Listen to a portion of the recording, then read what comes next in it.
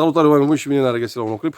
Numele meu este Daniel, Viața la țară cu Daniel. Belly Cherry, Viața la țară cu Daniel. Este un canal în care explic lucruri trăite, lucruri pe care eu le fac în gospodăria mea și nu numai. Mă ocup cu anumite lucrări care se fac prin livezi și în urmă cu ceva timp am făcut un videoclip să explic și altor persoane ce făceau bătrânii noștri când aveau probleme cu pomii fructiferi. Puteți să urmăriți acest clip. De ce nu mai rodesc pomii bătrâni? De ce se bat cu ei în pom? Și în acel clip am făcut o afirmație. Dom'le, ce zic, de ce să lăsau pietrele acelea prin pom și care era rolul lor? Și automat cineva a văzut că există un potențial puternic în acest subiect și a postat un clip. La rândul lui a fost copiat și a mai postat încă un alt coleg de pe YouTube un alt clip. Două clipuri prin care se întreceau în explicații, domnule, de ce sunt benefice acele pietre puse pe pom. Haideți să lămurim puțin această problemă. Adevăr 10%, 90% tâmpenie. Domnule, știți că în urmă cu ceva timp, dar și în zilele noastre, cositul prin livezi se făcea cu o coasă manual. Coasă din aceea de fier, băgat între copărâie, mă rog, știți prea bine, ați văzut. Dacă n-ați văzut, îmi pare că nu am adus să vă arăt cum arată acea coasă. Acum, 2022, cositori, motocositori, să lucrează mai ușor, ușurăm munca omului. Ce se întâmpla? Acea coasă din fier se rupea foarte repede. Și trebuia să fie ferită de pomi, de bolovani, de fiare, de mă rog, ce mai era pe acolo prin livezi, pe unde coseau ei sau mă rog, prin pajiști, terenuri. Și atunci ce se întâmpla? Găseau bolovani, pietre. Deci omul de rând, sau omul care l-a chemat cu ziua, nu scotea bolovanul ca să-l pună el bine, că anul viitor să nu dea în el să jupă coasă. Nu, îl lăsa acolo, colea și... Dar proprietarul, care se îngrijea de teren, de pământ. Ați văzut, înainte se coseau aproape toate zonele din România pentru fân, să spunem așa. Dar acum au rămas o grămadă de zone în pârloagă, cum spunem la țară. Atunci se cosea și se îngrijeau și terenurile. Ce făceau oamenii? Luau acele bucăți de rocă, pietre, bolovani și acestea, care dădeau coasa în ele. Și le puneau prin pomi. Pe unde se făcea bifurcația aceea la șarpantele, la, mă rog, la tulpina pomului, acolo undeva sus. Și atunci noi ne întrebam, mergea și noi prin livadă și zicea, băi frate, dar băi, de ce a pus la piatra aia acolo? Că, bă, nu știu, dacă ajută pomul, domnule, haideți să fim serioși. Într-adevăr, oamenii, acum ceva timp, nu aveau acces la atâtea insecticide, fungicide, mă rog, cu ce stropim noi în ziua de azi să avem niște fructe. Nu.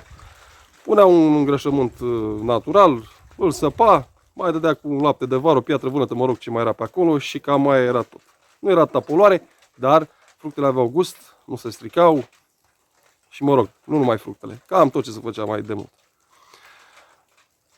Acum, noi, când vedeam acele pietre prin pomi, prin livezile mai bătrâne, s-a văzut că au crescut pomul și a prins piatra în interior. Ne dădeam cu explicațiile, bă, că uite ăla a pus piatra aia acolo, că cine știe ce. Am văzut clipurile celor doi care au furat ideea, deci au auzit ce am spus eu în clip și imediat au făcut, v-am spus, primul a făcut un clip, al doilea a copiat și mă rog, bine că s-a terminat, să cred că o să termine la mine. Și explicațiile, că domnule, că vine ploaia și se compune din piatră, hai să fim serioși. Există într-adevăr anumite metode din astea vechi care ajută pomii fructiferi. Dar nici nu de cum. Ia-te o piatră, pune-o într-un prun, într-un măr, într-un zarzăr, în ce vrea inimioara ta și vezi că îți face, cum ziceau, nu vreau să intru în polemici cu mine, dom'le, că o să rodească, că o să rodească. Ce să rodească? Nu o să rodească nimic. Haideți să vă spun și adevărul. Adevărul adevărat. Într-adevăr, se pune o piatră în pomi, am vorbit mai rar ca să înțeleagă tot omul, dar nu în pomii din livezi, clar. Este o tâmpenie. Încercați. Poate mulți dintre dumneavoastră aveți în gospodărie un lămâi. Sau, mă rog, un alt pom, să zic eu, cu ghilimele de rigoare, mai exotic, care necesită mai multă căldură. Dacă aveți un lămâi, face flori, dar nu ține fructele și nici florile, puteți pune o piatră, într-adevăr, undeva la jumătatea între tulpină și ramurile superioare. De ce? Am un prieten, un vecin, să zic așa, vecin și prieten, care avea tot la fel un lămâi și îi cădea florile. Și mi-a spus, băi, dar ce să-i fac mălul ăsta, că îl tai, bă, pune o piatră acolo. A pus, păcat că nu pot să îl filmez pe el să vă confirme. Și al doilea an a ținut lămâile, a făcut lămâi și a ținut. Nu toate, dar au ținut. De ce? Pomul acela are nevoie de mai multă căldură, dar are nevoie și de mai multe lichide, de mai multă apă. În momentul în care tu ai pus piatra aceea, pe timpul zilei, mai ales în zile călduroase, piatra se încinge. Și efectiv păcălește pomul ca să atragă, să tragă, să spun așa, mai multe lichide din sol. Și să alimenteze ramurile, mă rog, fructele, frunzele. Această păcăleală, să-i spunem, ajută să țină fructele. Într-adevăr, aici este un mic adevăr. Dar nu există o explicație viabilă, să spunem așa, care să spună, domnule, sigur 100% aceasta este rezolvarea problemei. Sunt o grămadă de soluții, substanțe, mă rog, ce să punem îngrășăminte și mai multe pe la fitofarmacii și rezolvăm problema.